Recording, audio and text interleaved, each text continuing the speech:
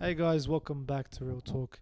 This is Zach. I'm joined by one of my good friends, my good Australian brothers, Lebanese brothers, whatever you want to call it. Solo. It took you a while to give me a proper introduction, man. What's going on? What did I do to you? Well, this is now our segment, so I gotta give you the props that you deserve. Yeah, fair enough. Let's get into it. Let's get into some cricket. What a shocker, eh? Uh, Oh, man. well, just to go over the game, right? Australia made 589 for three. They declared. David Warner scored 335 runs. Labuschagne scored 162 runs. Amazing. Pakistan first innings, 302, all out.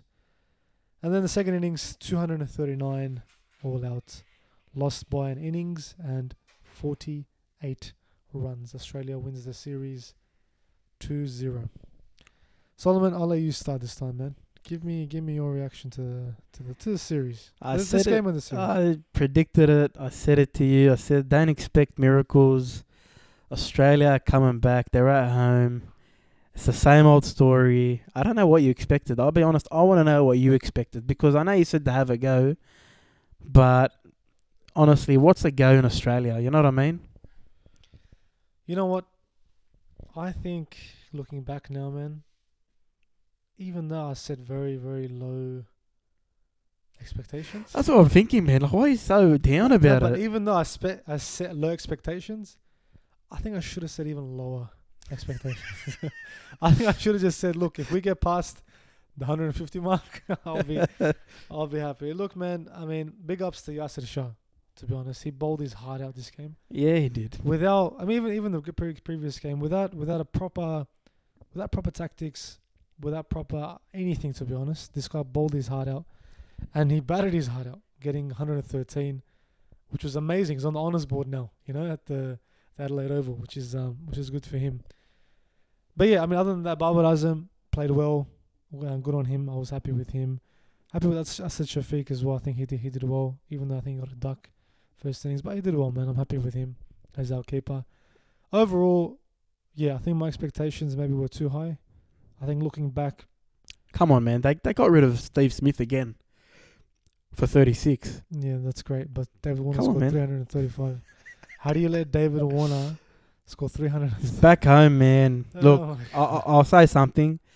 The bowling attack was a letdown. Regardless if they tried their heart out, Definitely. that was a letdown at the end of the day. Like their strongest suit should have done better. Definitely. I agree with you. Look, for me, I've said it before as well. Misbah for me isn't the coach. He's not the coach. He can't take us forward. We built something with Mickey Arthur, right? I built a foundation. We saw the direction he was taking us in, much like Jurgen Klopp with Liverpool with football. So you saw a direction. This is where he wants to go. Brought in Babar Azam, brought in this and that. With Misbah, it feels like he just came in and said, all right, guys, we're tearing it all down and starting from scratch, right? You saw with the selection of Azhar Ali as the captain, he opened the game, he opened in the first game. It just, didn't make the bowlers that came, didn't make sense. Overall, look, for me, he's not the guy to take us forward. My expectations were too high for this series because Australia is just too good at home, too strong. I told you they are. They've always prided themselves, Australia, on winning at home. Yeah. If anything, that they have to win at home. Their pitches suit them. That's it. They don't spin that much. They're all dead. They're all dead. The bouncy tracks they suit. And credit That's to the it. bowlers.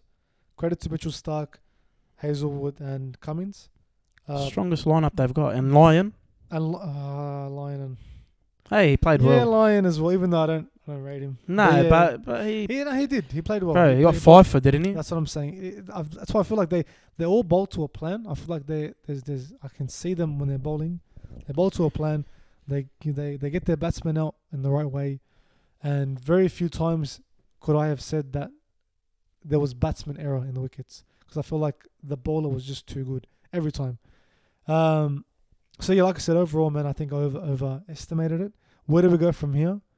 I was going to ask you that. Well, what does the future hold for Pakistan? If it's on me, if I'm part of the PCB now, I get rid of.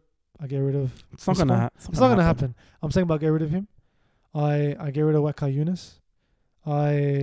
You never liked him. he's never done anything of like. There's you bring people in when they achieve something. They've achieved nothing. Why do you keep bringing the same people back? Doesn't make sense, you know. I think It's like if Arsenal kept hiring Wenger over and over again. You'd be like, hey, what are you doing? Oh, they didn't do You that, know? did they? No, they didn't. But Can I say something? tell me. The issue with Pakistan, Mm.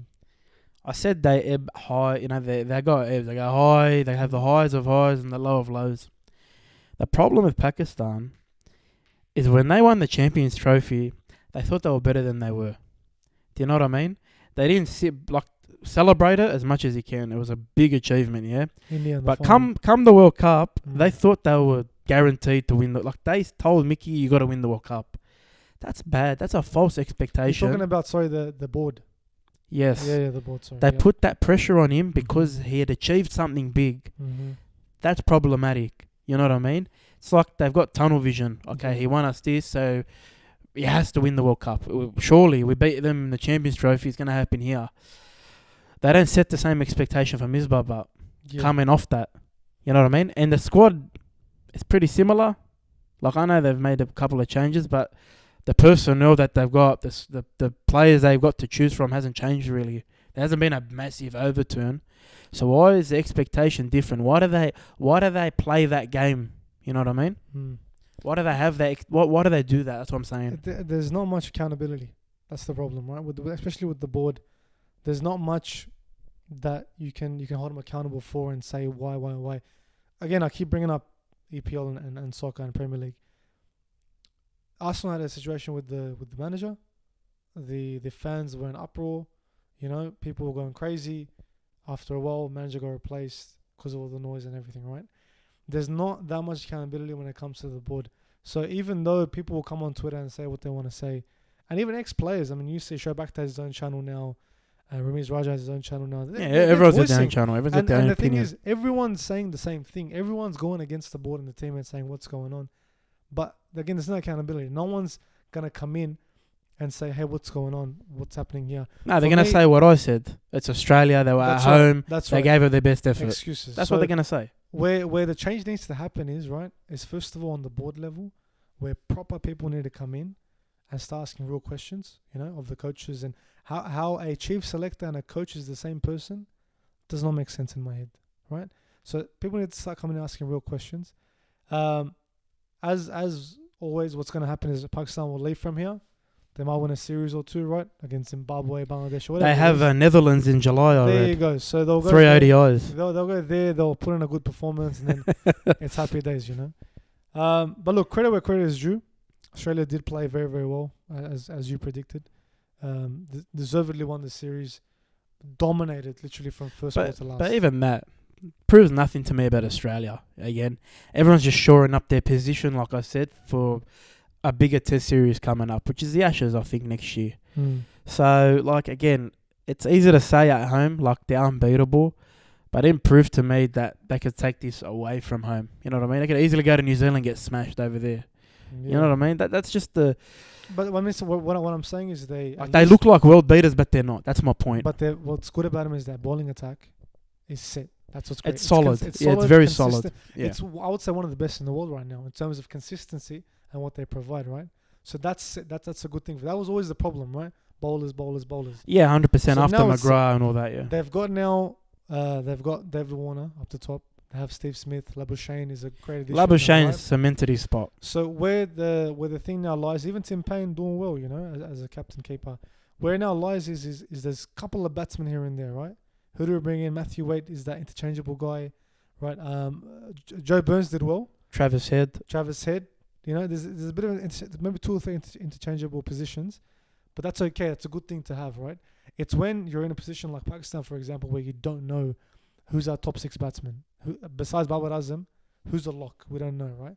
That's why I'm saying Australia's done well. They're dominated, and it's very positive signs going ahead of a solid team with the Test Championship coming up as well. It's a solid team to take it forward. And even with New Zealand, you can see that they'll put up a good fight, and who knows, they might even I just think the win. you say like about the batting performance or the batting lineup of Australia, they lose so much confidence so quickly in them. Like, let's look at Usman Khawaja for a sec, yeah.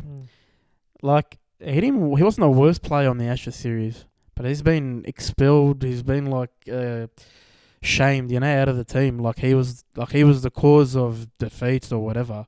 They turn pretty quickly on their own, Australia. So the thing is, even like you're saying about Pakistan, they can't find a six. I think they got to get their bowling attack set first. You know what I mean? That's what I mean. The whole thing. Like firstly, bowling attack set because that's their strongest suit. Yeah. I think when they finalise that and they can move forward with something, even if it's Naseem, even if it's 16 or 18, I don't know how old he is. Let me ask you, but what happened to two spinners in a team? Why does no one do that anymore? Because pitches are dead.